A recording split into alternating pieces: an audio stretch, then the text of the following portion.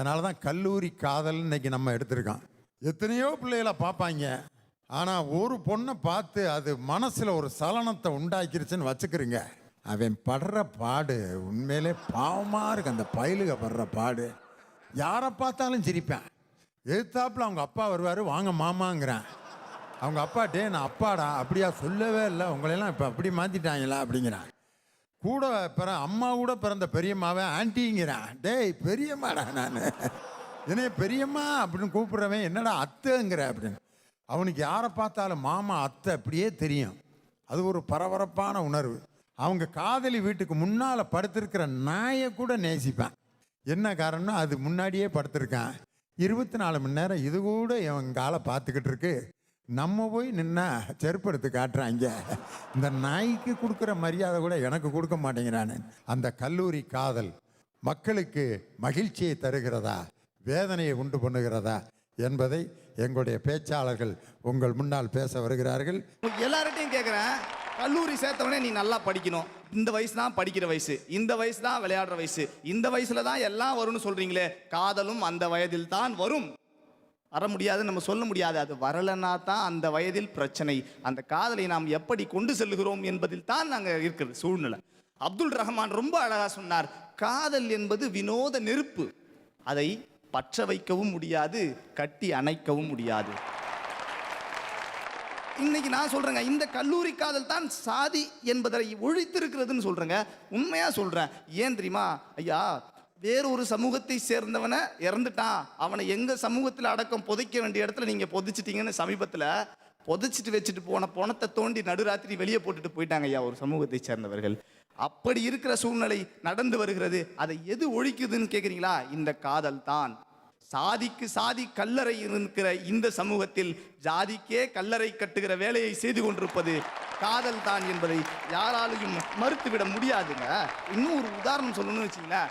நடந்த விஷயம், ஒரு பையன் சரியா படிக்க மாட்டான் கல்லூரியில், ஆனால் ஒரு பெண்ணை காதலித்தான். அந்த எங்கள் கல்லூரியில் அந்த பெண்ணு சொல்லிடுச்சு, இருவரும் வெவ்வேறு சமூகத்தை சார்ந்தவர், நீ ஒரு நிலைக்கு வந்தால்தான் நம்முடைய திருமணம் நடக்கும் என்று சொன்ன பொழுது அவன் அந்த பொண்ணு சொன்னதுக்காகவே சரியாக படிக்காதவன் ஒரு 2 மாதம் 3 மாதங்கள் காவல்துறையில் சேரணும் பயிற்சி எடுத்து ஓடி எக்ஸாமுக்கு படித்து இன்னைக்கு பிசி ஆயிட்டான். 2 பேருக்கும் பேசி திருமணம் நடக்க போகிறது. நீங்கள் அந்த காதல் அவனை வெற்றியாளனாக சாதனையாளனாக மாற்றி இருக்கிறது என்பதில் எந்தவித மாற்று கருத்தும் இல்லை. அது கல்லூரியிலும் சரியாகத்தான் வரும். அது நிச்சயமாக ஒரு மனிதனை வழிபடுத்தும் என்று சொல்லி வாய்ப்பு தந்தமைக்கு நன்றி கூறி விடைபெறுகிறேன். நன்றி, வணக்கம். அடுத்ததாக யோகலட்சுமி. ஐயா, காதல்னு ஒண்ணு இல்லைன்னா பிப்ரவரி 14 மட்டும்தாங்க ஐயா வருத்தம். காதல்னு ஒண்ணு இருந்துச்சு வருஷம் ஃபுல்லா வருத்தம் தாங்க ஐயா.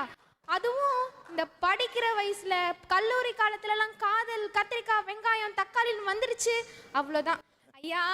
இதெல்லாம் கூட பரவாயில்லைங்க ஐயா. இந்த காதல் செட் ஆகணும்னே ஒரு சில பொய்யெல்லாம் வச்சிருக்காங்க, புக்கு போட்டிருக்காங்க, வாங்கி படிங்க. பையன் சொல்வான், இந்த உலகத்திலேயே உன்ன மாதிரி ஒரு அழகிய நான் பார்த்ததே இல்லை. டேய், நீ பார்த்ததே 10 ஃபிகர் தான், அதுல எப்படா உலகத்திலேயே அழகான பொண்ணு? இவன் எப்படி கிளியோபேட்ராவை உஷார் பண்ணிட்டான். அந்த பொண்ணு சொல்வா, என் லைஃப்ல இப்படி ஒரு ஜென்டில்மேனை நான் பார்த்ததே இல்லை. நீ வாழ்ந்ததே 18-20 வருஷம், அதுக்குள்ள என் லைஃப்லயே இனிதான் உனக்கு லைஃபே ஆரம்பிக்குது. ஒரு பொண்ணுக்கு 20 வயசுல 18 வயசுல உரிமையான உண்மையான உறவுன்னு சொன்னா அது அப்பா தானே சார்? இன்னைக்கெல்லாம் லவ் செட் ஆகுன்றது ரொம்ப கஷ்டம். முதல்ல அந்த பொண்ணுக்கும் பையனுக்கும் பிடிக்கணும். அவனுங்களுக்கு பிடிச்சா அப்பா அம்மாவுக்கு பிடிக்காது, அப்பா அம்மாவுக்கு பிடிச்சா சொந்தக்காரங்களுக்கு பிடிக்காது, சொந்தக்காரங்களுக்கும் பிடிச்சிச்சுன்னா ஜாதி கலவரம்னு ஒன்று வரும். எங்க ஜாதியில இப்படியெல்லாம் புளி குழம்பு வைக்க மாட்டோம். ஏன் வச்சா திங்க மாட்டியா? எங்க ஜாதியில ரசத்துக்கு இந்த புளியை ஊத்த மாட்டோம். ஏதோ ஒன்று புளினா புளிக்கு தான் செய்யும். எந்த புளி துவரடிக்குது கசக்குதுன்னு சொல்லுங்க, அந்த புளியில வாங்கி கரைச்சி ஊத்துறோம். அதெல்லாம் ஒன்றும் பண்ண வேணாம். நீ கல்யாணம் மட்டும் பண்ணி வை. பொண்டாட்டி விஷம் வச்சாலும் ரசம் வச்சாலும் உனக்கு தெரியாது. எந்த ரசம் வச்சா உனக்கு என்ன, எங்க ஜாதி உங்க ஜாதின்னு. எப்படியும் காதல் செட் ஆக போறதில்ல, செட் ஆனா கல்யாணம் பண்ண போறதில்ல. எதுக்கு காதலுக்காக ரிஸ்க் எடுத்து கடைசியில ரிஸ்க் எடுத்து கஷ்டப்பட போறியா? இல்ல நான் யாரு, எதுக்கு பிறந்த, என்னோட ஐடென்டிட்டி என்ன, என்னோட கெரியர் என்னன்னு நீ வாழ்ந்து இந்த உலகத்தையே ஓம் பின்னாடி வர வைக்க போறியா? இல்ல படிக்கிற வயசுல ஒண்ணுமே தெரியாத வயசுல ஒரு பொண்ணு பின்னாடியோ பையன் பின்னாடியோ நீ போக போறியான்னு யோசிச்சு பாரு. ஒரு பொண்ணு ஒரு பையனை பார்க்கறான்னா அந்த பையனோட கண்ணுல அவ அப்பா தெரியணும். ஒரு பையன் ஒரு பொண்ணை பார்க்கறான்னா அந்த பொண்ணோட கண்ணுல அவ அம்மா தெரியணும். அந்த காதல் சார் நிலைக்கும். அந்த பொண்ணை பார்த்துக்கிட்டு போய் அவங்க அப்பா வந்தாலே சந்திரமௌலி சந்திரமௌலி அப்படின்ட்டு அவர் முன்னாடியே கூப்பிடுறானே ஒழிய எந்த பொண்ணு முகத்துல அப்பாவை பார்க்குறேன் அதெல்லாம் நடக்கிற காரியம் சார் இருக்கு. ஐயா, இந்த ட்ரெஸ்ஸு, நான் யூஸ் பண்ற பொருள், பயன்படுத்துற ஒவ்வொரு சின்ன சின்ன பொருளும் யாரோ எனக்கு வாங்கி கொடுத்தது. அவங்களோட பர்மிஷன் கேட்காம இதை நான் யாருக்கும் கொடுத்துட முடியாது. அதே மாதிரி தான் இந்த உடம்பு, இந்த உயிர் எல்லாமே அப்பா அம்மா கொடுத்தது சார். அவங்கள கேட்காம எப்படி நான் உனக்கு தான் நீ எனக்கு தான் முடிவு பண்ணிக்கிறீங்க? அருமை அருமை, எல்லாம் கைதட்டணும், இதுக்கு ரொம்ப முக்கியம். காதல் தப்பில்லை, காதல் வர வயசு தான் தப்பு. நன்றி, வணக்கம். ஆஹா, யோகலட்சுமி ஒரு புதுமையான பாணியில் கொண்டு போயிருக்காங்க. ரசத்தில் ஜாதி இருக்காயா கேட்டாங்க பாருங்க ஒரு கேள்வி.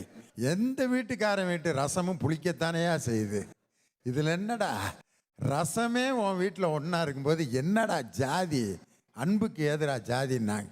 எனக்கு கொடுத்த என்னுடைய இந்த உடல், எனக்கு கொடுத்த இந்த உடைகள், இது எல்லாம் எனக்கு எங்கள் அப்பா அம்மா கொடுத்தது. அதை எந்த நேரத்தில் யாருக்கு கொடுக்க வேண்டும் என்பதை நான் தான் தீர்மானிக்க வேண்டுமே ஒழிய இன்னொருவன் அதை தீர்மானிக்க கூடாது என்ற ஒரு புதுமையான சிந்தனையை யோகலட்சுமி கொடுத்துருக்காங்க. அடுத்து ஹரிபாலகிருஷ்ணன் சார். கடலோட ஆழத்தை தெரிஞ்சிருக்கணும்னா அவன் முத்து குளிக்கிறவனா இருக்கணும். கல்லூரி வாழ்க்கையோட ஆழம் தெரிஞ்சிருக்கணும்னா அவன் காதலிக்கிறவனா இருக்கணும். சார், இன்னைக்கு கல்லூரி காதலில் இருக்கக்கூடிய இளைஞர்களுக்கு மிஞ்சிறது செருப்படிதான் போற போக்குன்னு சொல்லிட்டு போயிடுறாங்க. நான் கேட்குறேன், எங்கள் இளைஞர்கள் என்ன கல்லூரி காதலில் மட்டுமாங்க செருப்படி வாங்குறான்? நல்லா பாருங்க, காலேஜ் முடிச்சா அரியர் செருப்படி, அரியரை முடிச்சா வேலை இல்லை செருப்படி, வேலைக்கு போனால் சம்பளம் பத்தல செருப்படி, சம்பளம் பத்துச்சுன்னா போனஸ் வரல செருப்படி, போனஸும் கிடச்சிச்சுன்னா லோன் அடைக்கணும் செருப்படி, கடன் அடைச்சு முடிச்சா நான் கல்யாணம் பண்ணணும் செருப்படி, கல்யாணம் பண்ண அவனை காலம் பூரா செருப்படின்னு செருப்படியிலே வாழ்ற ஒரு சமுதாயமா எங்களுடைய இளைஞர்கள் சமுதாயம் இருக்கிற பட்சத்துல காதலிக்கலையேன்னு கஷ்டப்பட்டு நீங்க வெறுப்புல அடி வாங்குறதை விட காதலிட்ட இஷ்டப்பட்டு செருப்புல அடி வாங்குறது எவ்வளவோ மேலுன்னு சொல்றதுதான் எங்களுடைய இளைய சமுதாயம். தம்பி, நீ சொன்னதிலே ஒரு அரிய உண்மை தெரியுமா? கல்யாணம் பண்ண பிறகு காலமெல்லாம் செருப்படின்னா பாரு. அது எப்படி தம்பி? கல்யாணமே பண்ணாம அந்த செருப்படி எப்படி நீ உணர்ந்தன்னு எனக்கு புரியல. அதாவதுங்க, ஏன் மலைக்கோட்டையில இருந்து கீழே விழுந்தா செத்துருவான்னு விழுந்து பார்த்து தான் பார்க்கணும்னு அவசியம் கிடையாது. அடுத்த விழுகிறனை பார்த்து கூட நம்ம தெரிஞ்சுக்கலாம். காதலுக்காக மறுத்து பேச வருகிறார்.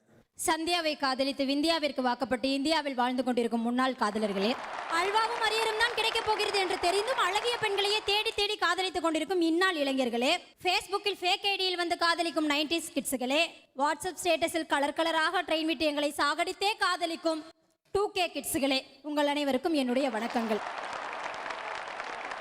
கல்லூரிக்கு போனோடனே படிக்கணும், வேலைக்கு போனோன்னு எவனாவது போறானா?